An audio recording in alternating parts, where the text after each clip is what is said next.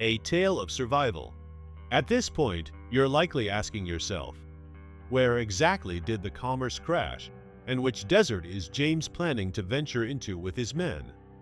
Amidst the thick mist, the vessel veered significantly off its planned path and ultimately became stranded along the coast of Morocco, situated in the northern part of Africa. After making their way southward in a longboat, James and his sailors ended up facing the immense and forbidding Sahara Desert. Spanning an enormous 3.6 million square miles, the Sahara is approximately the same size as the entire lower 48 states of the U.S. It's uncertain whether James was aware of this daunting fact, but if he did know, he didn't let it deter him as he led his men into the Sand Sea. He clung to the hope that they might encounter a welcoming tribe willing to help them escape their plight. However, for several days, the only things they came across were endless dunes and searing heat, with daytime temperatures soaring up to 120 degrees Fahrenheit 49 degrees Celsius. Such extreme conditions rapidly broke the remaining spirit of the crew, prompting James to rethink his plan. No longer aiming for a benevolent tribe, he now hoped to locate a hostile one, just so they could offer themselves as captives in exchange for survival. During one of their hopeless treks, they noticed a large group approaching from afar. This group, however, didn't appear eager to assist. Using basic signs and nonverbal communication, James negotiated for the group to take him and his crew as their property. A disagreement followed among the group about who would take ownership, and eventually, the crew of the Commerce was divided among them, each group heading off in different directions. James and his companions had come across the Sahrawi, nomadic desert dwellers known for their harsh treatment of outsiders. What followed was a nightmare of abuse. The men were beaten, left under the scorching sun, starved, and even forced to drink urine, both their own and that of camels. As weeks turned to months, the men either succumbed to the brutality of the desert or were killed by the cruelty of their captors. During this time, James gradually picked up bits of the local dialect and managed to begin communicating. Months into their enslavement, the group encountered another band of nomads. Seeing a potential lifeline, James approached the apparent leader of this new group, a man named Sidi Hamet. Relying on the limited language he had acquired, James explained their terrible condition and pleaded with Sidi to purchase them and take them to the closest city. He even claimed to have a long-time acquaintance in the city who would be willing to pay for their liberation. After a period of bargaining, Sidi agreed to the deal on the condition that James provide him with both money and a firearm once they reached the city. He also warned James that if the promise was false, he would face death. This was an alarming condition. James didn't even know their exact location, let alone if he had any actual contacts in the nearest city, which was still hundreds of miles away. But this was their only possible route to freedom. After sealing the agreement, Sidi paid off the current owners of the crew, and the group began their journey toward Mogador, today known as Essaouira. Sadly, the journey with Sidi offered little relief, not due to mistreatment, but because of a dire lack of food and water. Additionally, the desert paths were frequented by aggressive tribes who posed a constant threat. Yet, for James, these threats faded into the background compared to one terrifying thought. Even if they survived the grueling journey to the city, they would still be doomed if he failed to convince a complete stranger to pay for their lives. So for most of their trek, he focused on formulating a plan. When he initially convinced Sidi to take a chance on them, James had been shocked by the compassion he was able to stir, even through the barrier of language.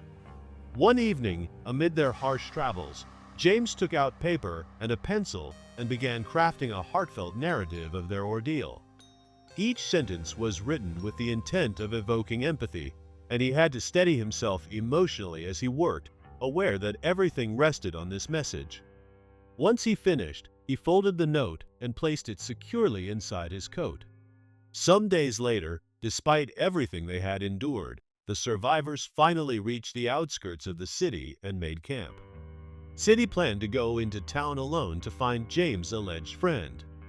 Before he departed, James handed over the letter and urged City to locate the British consul.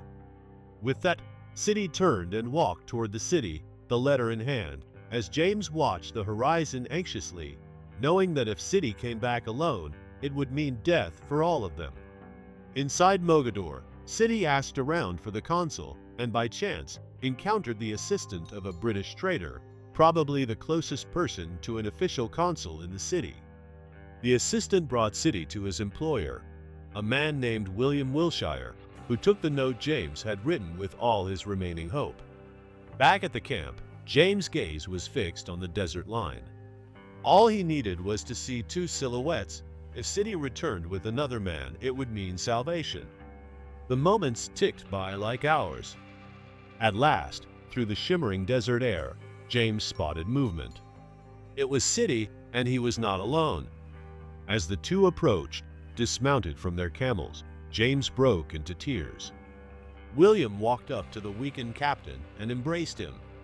The emotional message James had written had touched William so deeply that he agreed to pay for the freedom of the survivors.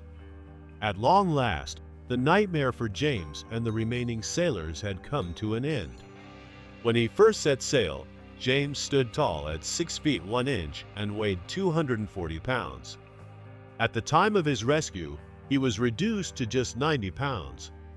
In the days that followed, James arranged for the rescued crew to return home to America, while City and his people went back to try and recover the rest. Tragically, only 2 of the missing crewmen were ever located and sent home.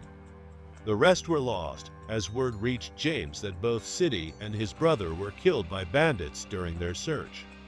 When James finally returned to the United States, he did so with a transformed perspective on slavery. Although the Civil War was still 4 decades away and slavery remained legal in much of the country, James saw his Sahara ordeal as a turning point. He became a vocal advocate for abolition and wrote a book about his time in captivity titled Sufferings in Africa, published in 1817. The memoir became widely popular and influenced public opinion about slavery. One notable reader, who considered it among the top 3 books of his lifetime and said it had a profound influence on his abolitionist views, was Abraham Lincoln. As for James himself, he eventually returned to life at sea, where he died in 1840 from what is believed to have been an illness connected to his time as a prisoner. Thanks for staying with this story until the end. If you have a tale you'd like to see covered, feel free to submit it using the form in the description, and hopefully, I'll catch you in the next episode. Marooned by the waves. Keep in mind once more, the fog was so dense that nothing could be seen ahead. Then, just as the sailors were ready to turn the vessel, James suddenly heard the crashing sound of waves pounding one side of the ship. Sadly, despite all their efforts, the anchor refused to hold fast, and the powerful current dragged the Commerce into the surf, where the ship violently crashed onto the shore. Instantly, James realized they were facing serious danger, and promptly commanded the men to begin collecting supplies.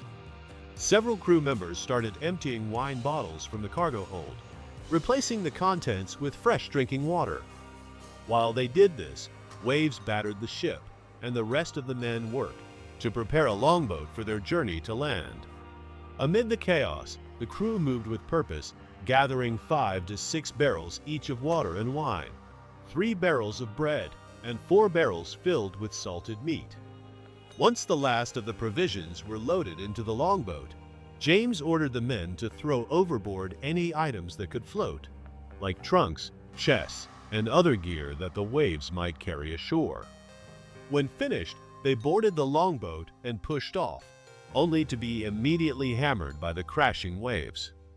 Upon finally reaching the beach, many men collapsed from sheer exhaustion and began to vomit the seawater they had accidentally swallowed. After regaining their strength, they began hauling all the supplies from the longboat away from the pounding surf. While the crew was occupied, James found himself lost in thought. He could hardly fathom the dire situation they were in and the series of misfortunes that had plagued their expedition. In fact, Just before this disaster, they had narrowly escaped a rogue wave near Gibraltar.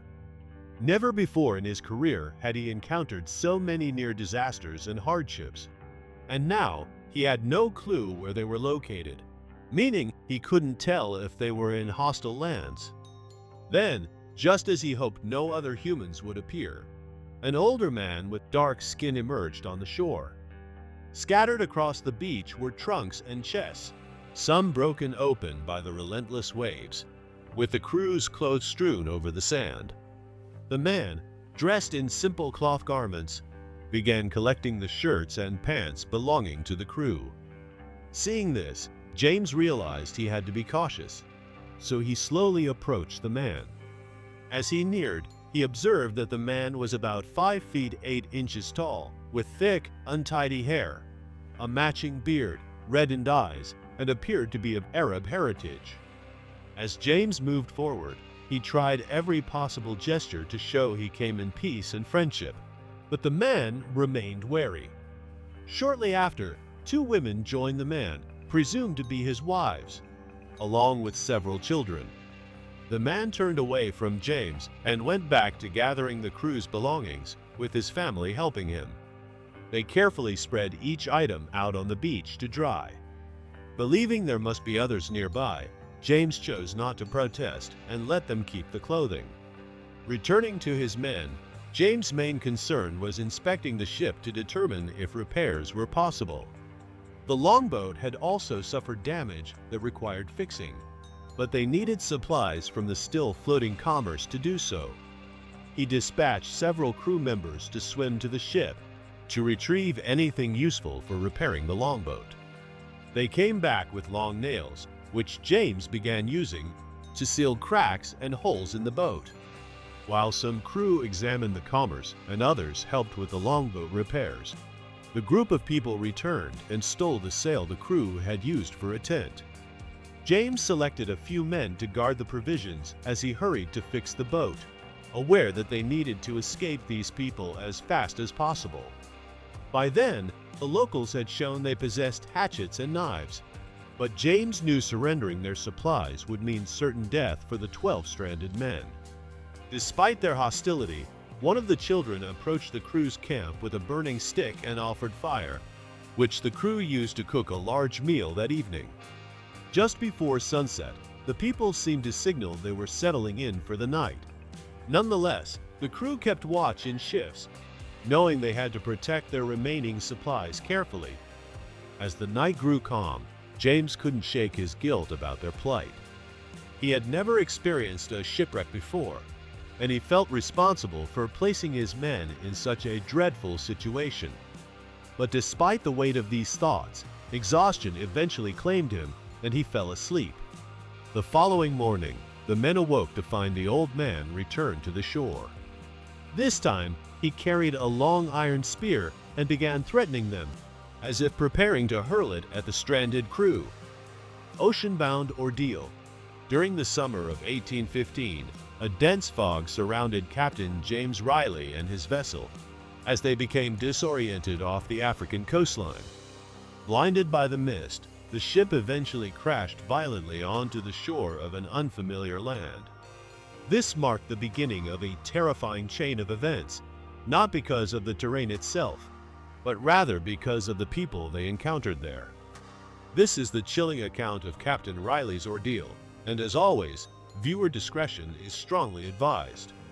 Captain James Riley was born on October 27, 1777, in Middletown, Connecticut, into a large household, and from a young age, he felt destined for a maritime life. At that time, the American colonies were embroiled in a war with Britain over independence, and the Riley family faced financial hardships. Until his 8th birthday, James attended school like other children his age, but conditions worsened, prompting his father to arrange for him to work at a nearby farm. So, before even turning 10, James had to balance attending school with the physically demanding labor of farm work. However, this situation was temporary. The farm's owners soon realized James' labor was too valuable to be split with schooling, so they ceased sending him to classes leaving him to work full-time, a routine that lasted until he turned 15. By then, he was understandably weary and yearned for a different path. Despite lacking a full formal education, James had become proficient in reading and writing, and he avidly absorbed stories about the sea and distant lands. This fascination grew until his ambitions became too large to contain. He then declared to his family his intention to leave the farm behind and pursue a life at sea. His parents strongly opposed this decision, hoping he would enter some mechanical trade, but none of that swayed James. He was resolute in his choice, and his passion gradually inspired his parents to support his dreams. Shortly after, he secured a position as a cabin boy, the very lowest rung in the maritime hierarchy. Cabin boys were typically young teenagers like James, and the role was grueling. However, it offered an invaluable opportunity for young men to learn the many facets of life at sea. Over the following 5 years, James advanced through various roles, serving as a cook, general crewman, second mate, and chief mate at different times. Then, at just 20 years old, he earned his first command as a ship's captain, a role he executed with distinction. His voyages took him across the globe, fulfilling his dreams. But life on the ocean was far from idyllic. Threats like severe weather, turbulent seas, navigational dangers, and piracy constantly kept sailors vigilant. Surprisingly, much of James' early maritime career before captaincy had been largely free of these perils. His first serious trouble occurred in January 1808, when his ship was captured by the French, leaving him detained in France until 1809. During this time, both his ship and cargo were confiscated.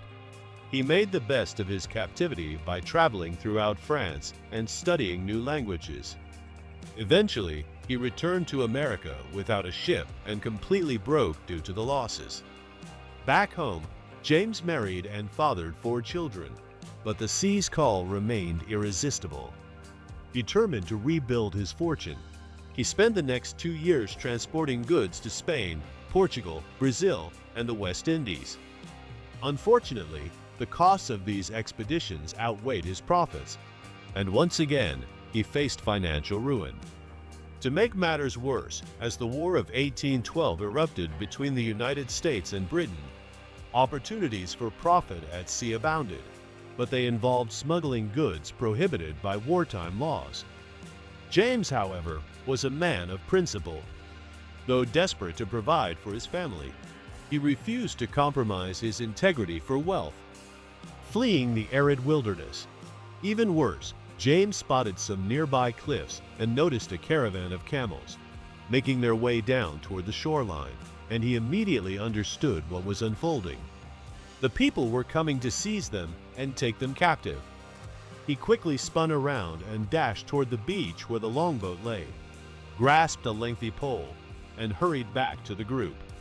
The elderly man then charged at the camp, and James stepped up holding the pole, ready to defend them while shouting to his companions to launch the longboat and return to the commerce. Almost like in a duel, James and the man exchanged blows as the crew scrambled to get the boat afloat. But because the boat was in poor condition, it filled with water almost immediately. The crew flipped it over and climbed onto the upside-down hull. And seeing this, James sprinted toward the water to join them. It was a fragile raft, yet all 12 men managed to squeeze onto the hull and head back to the wreck. Upon arrival, they helplessly watched as the people completely pillaged their campsite and fled with their supplies. This left James with 3 possible decisions. They could stay on the commerce and wait for the ocean to entirely demolish the ship. They could return to the land and confront the people despite being outnumbered, or they could board the damaged longboat and risk the uncertain sea. James saw the third as their only genuine choice, but they had lost their oars, and the longboat was barely seaworthy.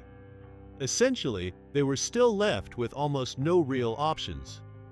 As the crew struggled to launch the crippled boat, the people gathered on the shore and began signaling to the crew to come back. doing their best to show that they meant no harm. They especially seemed to call to James as if they recognized him as the leader. Seeing a chance to possibly turn these strangers into allies, a fourth and better option, James instructed the others to remain on the wreck while he went ashore. As he approached, the old man they first encountered waded into the water, toward the wreck, clearly signaling he wanted to board the Commerce. Resisting this would almost certainly have destroyed any hope of peace, so James allowed the man to pass as he moved toward land.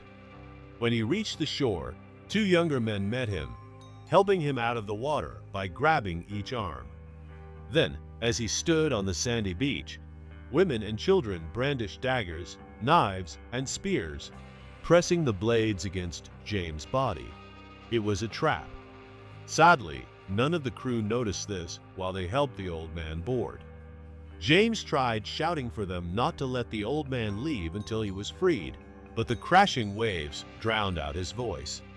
Soon, it became clear the people used intimidation to further rob the Commerce's crew. Indeed, the old man returned to the shore carrying a bucket filled with much of the ship's money. At this moment, James felt his fate was sealed. There was no reason for the people to release him or keep him alive, so in a desperate bid to save himself, James made the people understand there was more money hidden on the ship that he would give them if they let him go free. The people appeared to understand, and James signaled for one man to approach the shore. Moments later, Antonio entered the water and headed toward James. However, when Antonio reached the beach, he carried nothing, revealing that James' message had not been conveyed properly to his crew. After the people inspected Antonio and saw he was empty-handed, they began stabbing him with their blades as he pleaded for his life. Trying to divert their attention from Antonio, James indicated that the money they sought was buried nearby in the sand. While the people turned away to dig, James sprang up and dashed toward the water. Though pursued, he managed to leap into the waves and slip beneath the surface. Amid the chaos onshore, Antonio had not realized to flee once the people were distracted. Seeing James had escaped, one of the attackers thrust a spear into Antonio's chest, killing him almost instantly. Meanwhile, some of the Commerce crew frantically repaired the longboat to escape. They patched the hull's holes well enough to keep it afloat, and the 11 surviving men quickly climbed aboard. Using only their hands and a fierce will to survive, they paddled past crashing waves into the open ocean's current. For the next 9 days, with no food and minimal water, all 11 men endured, drifting 200 miles, 322 kilometers southward. Finally, believing they had escaped the hostile people, the longboat reached shore, where the exhausted men immediately began searching for fresh water.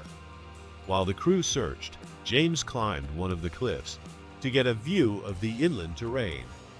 At the summit, all he saw was an endless desert stretching to the horizon.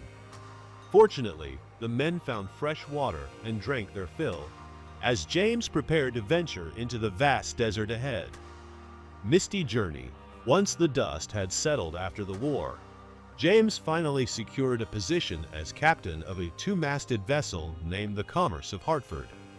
This ship was nearly brand new, weighed approximately 220 tons, and was capable of transporting significant quantities of freight. Naturally, carrying more cargo meant greater financial gain.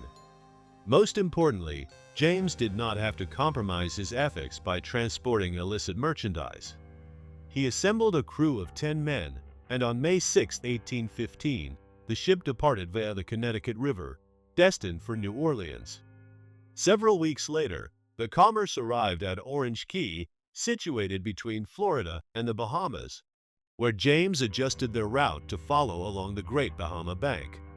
Sailing through this region can be breathtaking due to the crystal-clear waters and warm climate, but the abundance of islands meant a continual risk of running aground. To avoid disaster, James stayed awake throughout the night to steer the vessel carefully. By around 4 in the morning, he was confident they had passed the most dangerous area, and he declared his intention to take a short rest. After descending below deck, James immediately fell asleep in his berth. But near 5 a.m., a sudden jolt woke him as the Commerce scraped against the ocean floor. He hurried above deck and called all crew members to assemble, shouting instructions as he grasped the wheel and sharply steered to one side. Ahead of the Commerce, white-capped waves suggested shallow waters or perhaps land. As the ship began a slow turn, James and his crew heard the unmistakable grinding sound and felt the terrifying tremors as the Commerce struck the bottom 3 additional times. Fortunately, James' swift response prevented a complete catastrophe. By 7 a.m., it seemed as though no trouble had occurred at all, and James took a moment to feel grateful. Sadly, this initial encounter with land was a warning of worse challenges ahead, and it's hard to exaggerate just how dire the situation would soon become. Regardless, feeling thankful and relieved, the Commerce completed its voyage to New Orleans without any further mishaps. They stayed there just long enough to unload their goods and take on new cargo. On June 24th, the ship set sail again, heading for Gibraltar, near Spain's southern tip. Nearly 2 months later, they unloaded flour and tobacco from New Orleans, and loaded brandies and wines for the return journey. They also took aboard a new crew member, Antonio Michel, originally from New Orleans. Antonio had recently been rescued after a shipwreck near Tenerife, a Spanish island, and James was eager to bring him back home to America. On August 23rd, the Commerce departed Gibraltar and steered toward the Canary Islands, following a route between Tenerife and La Palma. However, the clear, calm conditions they had previously enjoyed vanished, replaced by dense fog that nearly obscured the sun. From the helm, James could barely make out the ship's bow, much less anything beyond it in the surrounding sea. Although James had navigated this path many times before, and usually could use the Canary Island shorelines as reference points even in fog, this time the thick mist left him without any visual landmarks. It wasn't until 5 days later that he realized they were roughly 120 miles, 193 kilometers off their intended course. Until then, they had hoped the fog would lift, but it remained stubborn and unyielding. In fact, conditions worsened, and James decided the safest choice was to halt the vessel and wait for better weather. He ordered the anchor to be dropped, and moments afterward, a loud splash echoed as it hit the water. The rope attached to the anchor disappeared rapidly into the ocean as its entire 720-foot length was released. Yet, the anchor failed to hold fast. Though the Commerce slowed due to the anchor's drag, the ship continued to drift forward. James began to doubt their position and his own judgment, prompting him to change course toward the northwest, worried they were moving closer to shallow waters.